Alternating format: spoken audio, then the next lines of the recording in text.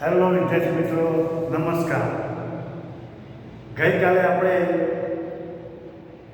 સામાન્ય વનસ્પતિમાં પ્રજનન પ્રકરણ નંબર 12 વિશે આપણે ચર્ચા કરી હતી. વિદ્યાર્થી મિત્રો, તમે ઘરે પ્રકરણ 10, પ્રકરણ 11 અને પ્રકરણ 12 વિશેનો અભ્યાસ કર્યો હશે. તો આજે વિદ્યાર્થી મિત્રો, આજે આપણે પ્રકરણ નંબર 13 ગતિ અને સમય. વિદ્યાર્થી મિત્રો, ગતિ અને સમય વિશે આજે આપણે સામાન્ય રીતે અભ્યાસ કરીશું. તો વિદ્યાર્થી મિત્રો, આપણે થોડી ચર્ચા કરીએ કે અગાઉના સમયમાં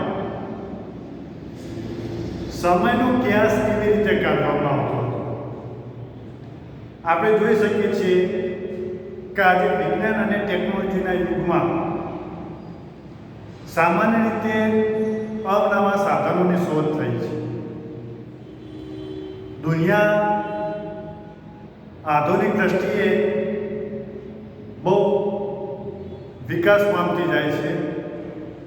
આજે તમે જો વિજ્ઞાનની શોધો થવાને કારણે નવી નવી ટેકનોલોજી આવતી જાય છે.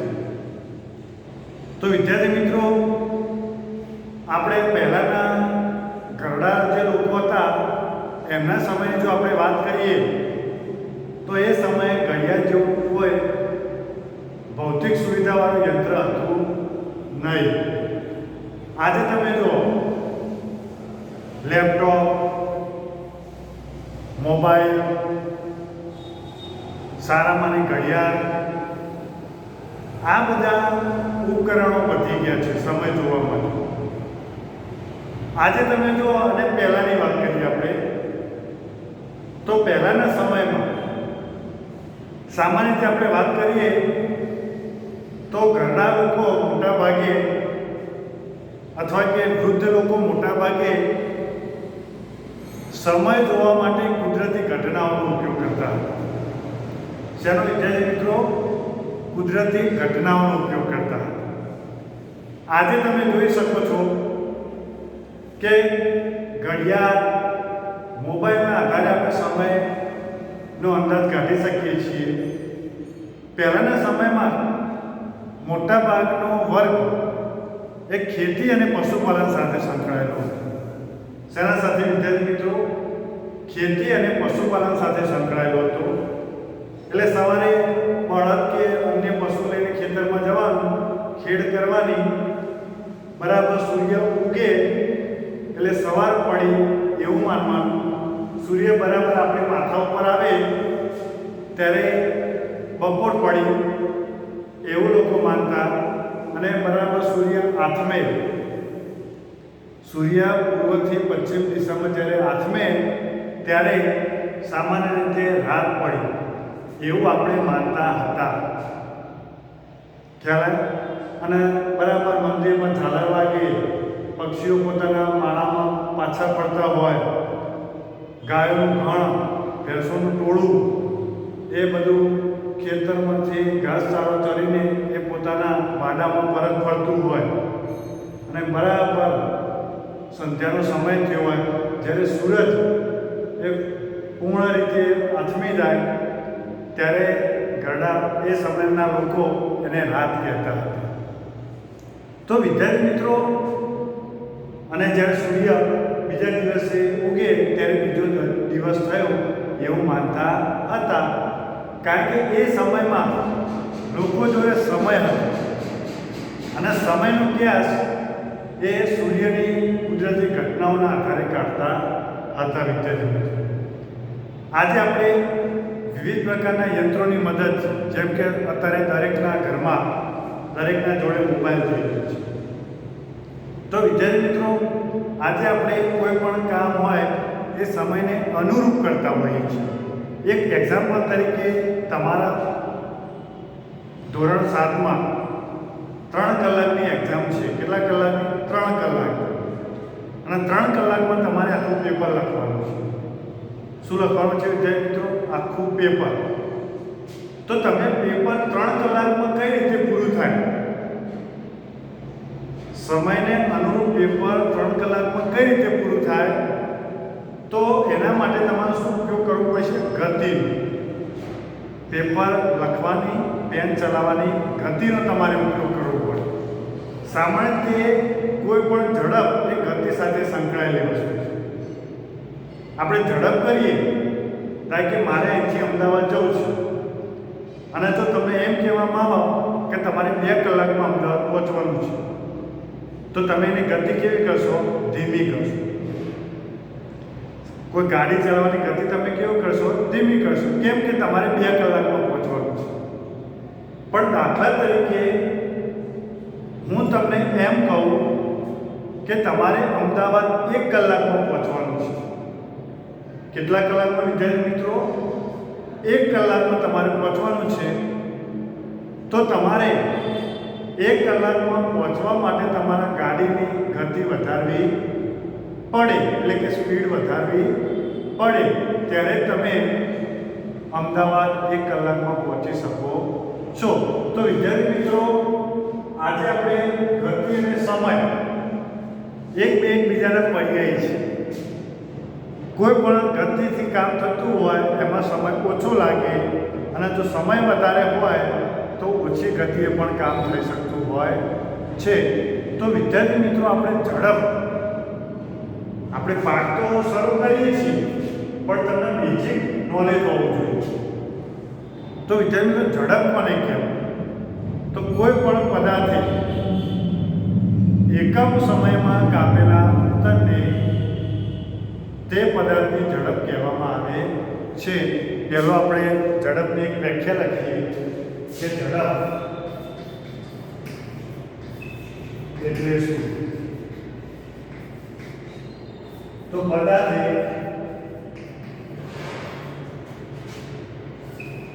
એકમ સમયમાં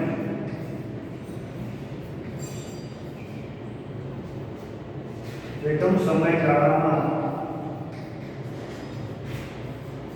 કાપેલા અંતરને આપણે ઝડપ કહીશું.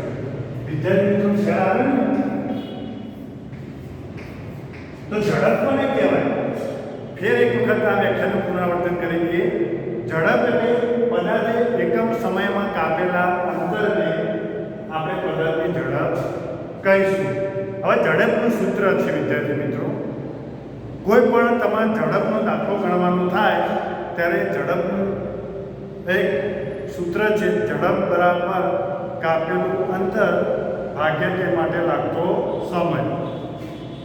ઝડપ બરાબર કાપેલું અંતર ભાગ્યા તે માટે લાગતો સમય. તો વિદ્યાર્થી મિત્રો, આ ઝડપનું સૂત્ર છે.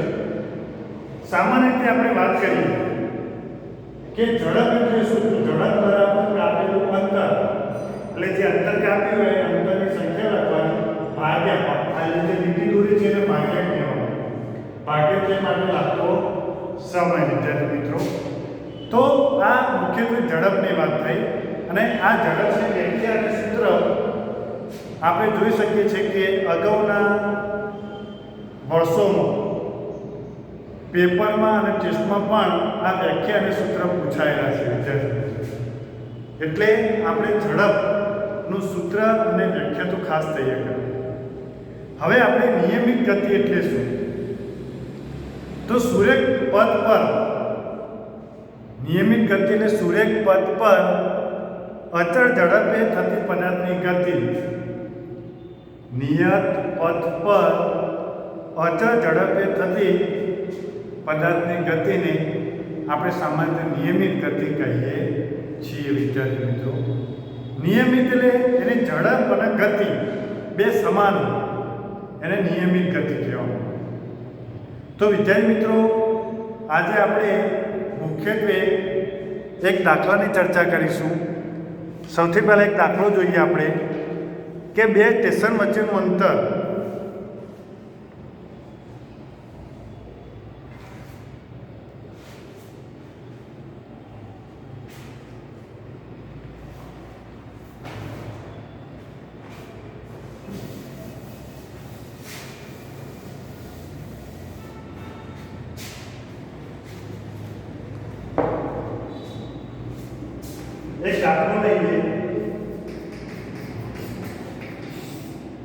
બે સ્ટેશન વચ્ચેનું અંતર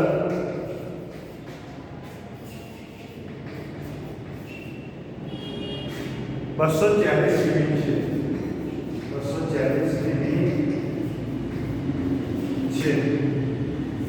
ટ્રેનને આંતર કાપવા ટ્રેનને આ અંતર કાપવા માટે 4 કલાક લાગે છે. કેટલા વિદ્યાર્થી મિત્રો? 4 કલાક. તો આ ટ્રેનની ઝડપ શોધો. હા, ટ્રેનની ઝડપ શોધો. વિદ્યાર્થી મિત્રો, આ દાખલો છે. સામાન્ય બે સ્ટેશન વચ્ચેનું અંતર 240 કિમી છે. કેટલું છે? 240 કિમી છે. અને ટ્રેનને આ અંતર કાપવા માટે 4 કલાક લાગે છે. તો આ ટ્રેનની ઝડપ શોધવાની છે. આપણે શું શોધવાનું છે? ટ્રેનની ઝડપ. તો સૌથી પહેલા ઝડપ બરાબર કાપેલું અંતર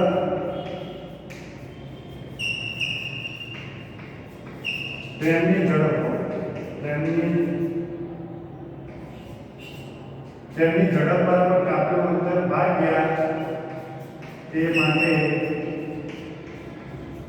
લાગતો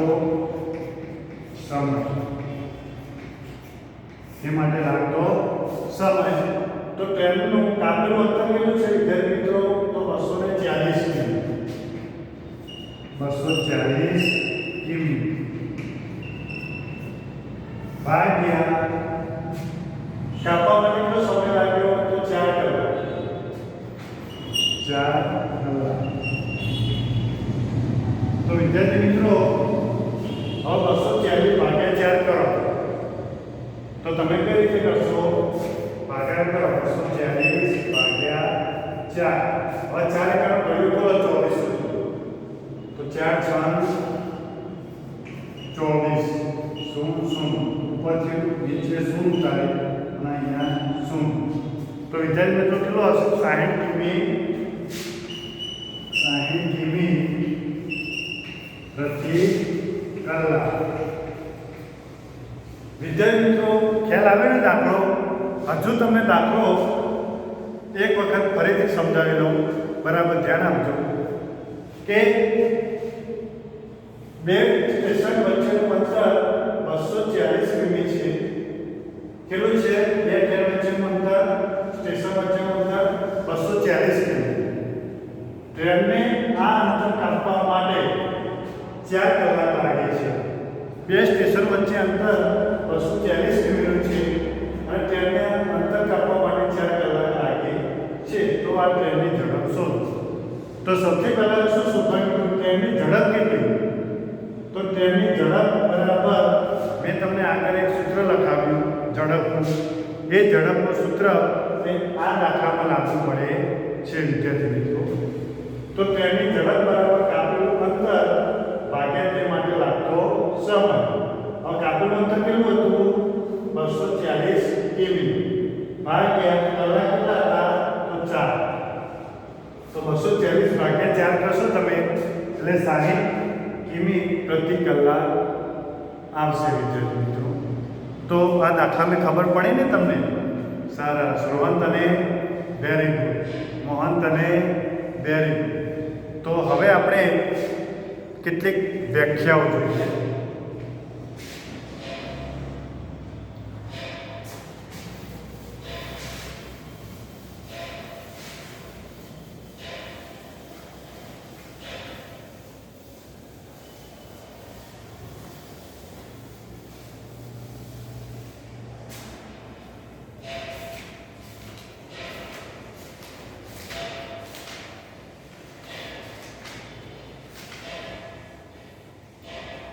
હવે સૌથી પહેલા કેટલીક વ્યાખ્યાઓ જોઈએ. એમાં પહેલું છે સાદું બોલવું.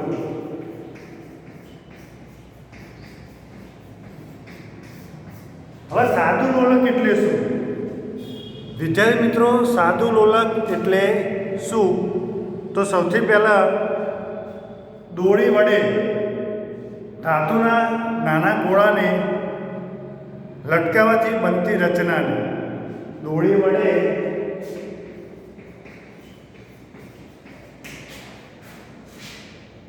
નાના ધાતુના ગોળાને લટકાવવાથી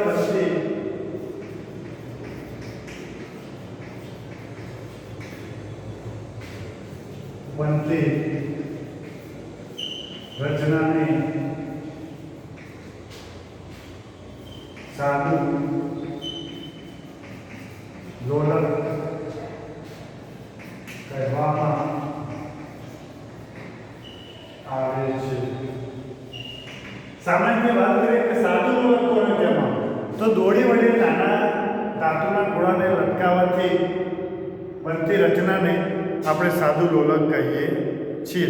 હવે લોલકનો આવર્તનકાળ. લોલકનો આવર્તનકાળ એટલે શું? તો એક ડોલર પૂર્ણ કરવા માટે લાગતા સમયને આપણે લોલકનો આવર્તનકાળ કહીએ છીએ. લોલકનો આવર્તનકાળ.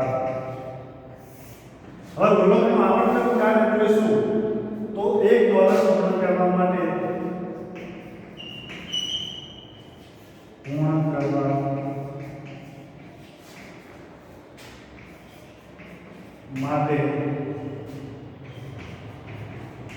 લાગતા સમય આપણે લોલકનો આવર્તનકાળ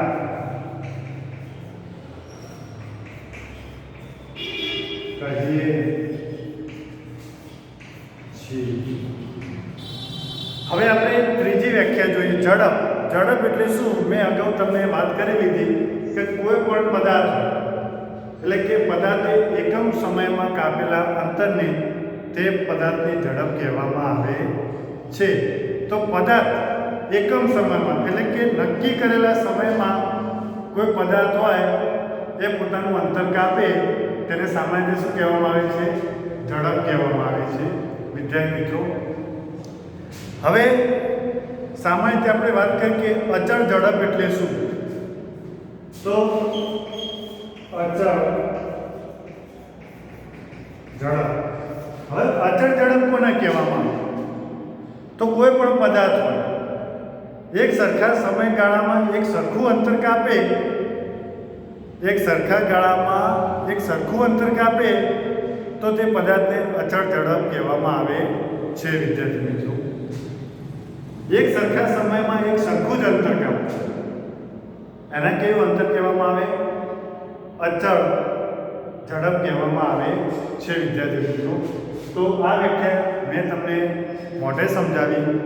હવે આપણે થોડા એક ચર્ચા કરી લઈએ કે પહેલાંના સમયમાં સામાન્ય રીતે સમયનું માપન એ સૂર્યપ્રકાશના આધારે અથવા ચંદ્રમાના આધારે નક્કી કરવામાં આવતું હતું. જે ખગોળીય ઘટનાઓ છે જેમ કે અમાસ થવી, પૂનમ થવી, આઠમ થવી, એકમ થવી, આ જે ખગોળીય ઘટનાઓ છે એ ચંદ્રના આધારે નક્કી કરવામાં આવતી હતી. જ્યારે દિવસ રાતની જે ક્રિયાઓ છે એ મુખ્યત્વે સૂર્યના આધારે નક્કી કરવામાં આવતી હતી. તો આપણે સૂરજ જ્યારે પૂર્વ દિશામાં ઉગે ત્યારે સવાર પડ્યો એવું માનતા, સૂર્ય બરાબર માથા ઉપર આવે ત્યારે બપોર પડી અને સૂર્ય જ્યારે પૂર્વ દિશામાં આથમે એટલે કે સૂર્યાસ્ત થાય તે સમયે આપણે સાંજ કહેતા હતા. અને સૂર્ય જ્યારે પૂર્વ દિશામાં આથમીને એ ધીમે ધીમે બીજા દિવસે સૂર્ય પૂર્વ દિશામાં જ્યારે ઉગે ત્યારે આપણે એના દિવસ થયો કહેતા હતા. તો બસ પહેલાંના સમયમાં આ જ ઘટનાઓ બનતી. સામાન્ય રીતે આપણે જોઈએ કે પહેલાંના સમયમાં ઘડિયાળ કે બીજા ઉપકરણો નહોતા, અને ઘડિયાળ અને ઉપકરણો ન હોવાના કારણે આપણે સામાન્ય રીતે વિચારી શકીએ છીએ કે એ સમયે આશરે ગેસ કાઢવામાં આવતો હતો. તો વિદ્યાર્થી મિત્રો, આ એક મોટો પ્રશ્ન તમને પુસ્તકના અંદર આપેલો છે. તો એ પુસ્તકના આધારે તમારે આ પ્રશ્નો તૈયાર કરવાનું રહેશે. બીજી વાત કરીએ આપણે કે જ્યારે કોઈ પણ ખગોળીય ઘટનાઓ બને, એ ખગોળીય ઘટનાઓ ક્યારે બને છે? તો સામાન્ય રીતે આપણે વાત કરીએ કે કુદરતી ઘટનાઓનો કોઈ સમય અને સ્થાન નક્કી હોતું નથી. ગમે ત્યારે ગમે તે ઘટના બની શકે છે. સામાન્ય રીતે આપણે વિચારી શકીએ છીએ કે આજે કુદરતના અંદર અને મનુષ્ય કુદરતની વિરુદ્ધમાં જઈ રહ્યો છે. આજે તમે જો પર્યાવરણને પણ ભયંકર નુકસાન પહોંચાડી રહ્યું છે. મનુષ્ય પોતાના સ્વાર્થ ખાતર એ કુદરતી સંપત્તિનો સહાર કરી રહ્યો છે. એ તમે પણ જાણો છો અને હું પણ જાણું છું. છતાં પણ આજે આટલી બધી ઘટનાઓ બનવા છતાં પણ મનુષ્ય આજે પોતાના સ્વાર્થી દ્રષ્ટિ બદલવા તૈયાર નથી. વિદ્યાર્થી મિત્રો, એના કારણે આપણે ઘણી વખત શોષાવાનો સમય આવશે. તો વિદ્યાર્થી મિત્રો, તમે એક જાગૃત નાગરિક હોવાને નાતે આપણે પર્યાવરણને વધુને વધુ બચાવીશું એવી અપેક્ષા રાખીએ, અને કુદરતી ખજાનાનું વધુને વધુ જતન થાય એ માટે આપણે સહિયારા પ્રયત્ન કરીશું. વિદ્યાર્થી મિત્રો, તો આજે આપણે પર્યાવરણની બાબતોની ચર્ચા નથી કરવાની, પણ ગતિ અને ઝડપની આપણે વાત કરીએ છીએ. તો આજે તમે જો રોડ અકસ્માત ઘણા બધા થાય છે, એ તો તમે જોયેલું છે. તો રોડ અકસ્માત થવાનું મુખ્ય કારણ શું? માત્ર ને માત્ર ઝડપ. લોકો જોડે સમય નથી, લોકો જોડે ટાઈમ નથી. આવું આપણે ઘણા બધા લોકોના મુખે સાંભળતા આપણે જોયેલા છે. આજે તમે જો લોકો જોડે જમાનો એટલો બધો ફાસ્ટ વધી ગયો છે ને, અને એના પરિણામે આજે તમે જો રોડ અકસ્માત જેવી ઘટનાઓ દિવસે ને દિવસે વધતી જાય છે. અને રોડ અકસ્માત જેવી ઘટનાઓ વધે છે, એના અંદર આપણે આપણો સ્વજન એટલે કે સગાવાળો અથવા સ્વજન આપણે ગુમાવીએ છીએ. વિદ્યાર્થી મિત્રો, તો હંમેશા કોઈ પણ સાધન ચલાવો અથવા વાહન ચલાવો ત્યારે તમારે હંમેશા કાળજી રાખવાની હોય છે કે હંમેશા યોગ્ય ગતિએ જ વાહનને ચલાવવું જોઈએ, કારણ કે સુરક્ષા એ આપણી જવાબદારી છે. તો વિદ્યાર્થી મિત્રો, આપણી સલામતી એ જ આપણી જવાબદારી છે. તો આજે આપણે કેટલાક મુદ્દાઓની ચર્ચા કરી. એક તો સૌથી પહેલાં ઝડપ એટલે શું, ઝડપનું સૂત્ર, ત્યાર પછી થોડી ચર્ચા કરી કે દિવસ રાત કઈ રીતે પહેલાંના સમયમાં થતા હતા. એ સિવાય આપણે બીજી પણ ચર્ચા કરી કે સૌથી પહેલાં આપણે જોઈએ કે જે કુદરતી ઘટનાઓ બનતી, એ કુદરતી ઘટનાઓ આકસ્મિક બનતી, હાલે પણ એ જ રીતે બને છે. એના વિશે પણ આપણે ચર્ચા કરી. કેટલીક વ્યાખ્યાઓની આપણે ચર્ચા કરી, જેમ કે સાદું લોલક એટલે શું, ઝડપ એટલે શું, લોલકનું આવર્તનકાળ એટલે શું, એ સિવાય અચળ ઝડપ એટલે શું, એની પણ આજે આપણે વિસ્તૃત ચર્ચા કરી. હવે આ મુદ્દાઓની તમારે ઘરે તૈયાર કરવાના છે વિદ્યાર્થી મિત્રો, અને બરાબર તમારે ધ્યાન આપવાનું છે. જે અહીંયા મુદ્દા આપણે ચલાવીએ એ ઘરે તમારે રિવિઝન કરવાનું છે. જો તમે આ મુદ્દાઓનું રિવિઝન કરશો તો તમને સરળતાથી આ ટોપિકના અંદર ખબર પડી જશે. બરાબર વિદ્યાર્થી મિત્રો, તો આજે આપણે મુખ્યત્વે આ મુદ્દાઓ સાથે આપણો અહીંયા તાસ પૂરો કરીએ છીએ. અગાઉના બીજા મુદ્દાઓની ચર્ચા આપણે આવતીકાલના તાસમાં કરીશું. ત્યાં સુધી વિદ્યાર્થી મિત્રો ઘરમાં રહો, સુરક્ષિત રહો. તેઓ બાય બાય.